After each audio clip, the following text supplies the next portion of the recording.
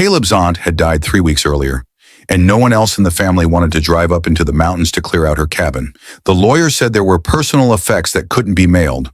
Old journals, photographs, a strong box that needed to be signed over in person. If Caleb didn't go, the county would eventually seize the place. Rena suggested making it a quick overnight trip. Film the drive. Make it feel like a getaway instead of an obligation. Marcus came because he hated the idea of Caleb driving that far alone. Lily came because she didn't want to be left behind. They left just before sunset, the trunk half full of empty duffel bags. The GPS estimated 4 hours. None of them noticed when the ETA stopped updating. An hour in, the road straightened into a long, narrow stretch with no shoulder. The forest pressed close on both sides, trees so dense the fading light barely reached the pavement.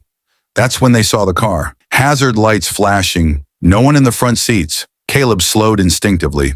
That's not good. Rena leaned forward. There's someone in the back. The head lifted too fast to be natural. The engine shut off. Every light on the dashboard died at once.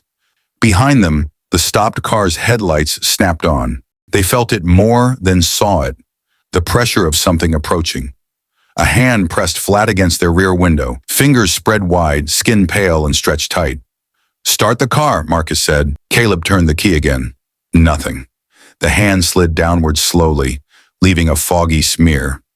Then the engine roared back to life on its own. Caleb floored it. The road behind them was empty. No stopped car, no headlights. Rena checked her camera with shaking hands.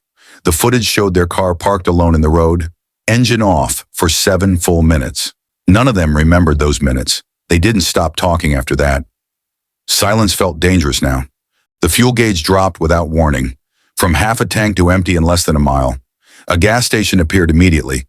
One pump, one flickering light, no building. Caleb pulled in, heart pounding. The pump handle was warm when he picked it up. As fuel flowed, Marcus noticed scratches carved into the concrete near their feet. 4 deep vertical lines, spaced evenly apart. Those are tallies, he said. The pump clicked off. Payment accepted. Caleb checked his wallet. Everything was still there. Rena opened her phone to film the scratches. All the photos from earlier in the trip were gone. They got back in the car without speaking. No one suggested turning around. Near midnight, the road widened and turned into a small town. Streetlights glowed softly. Houses lined the road. People stood on porches and sidewalks facing the street. Every single one of them was standing still. Caleb slowed. This is creepy.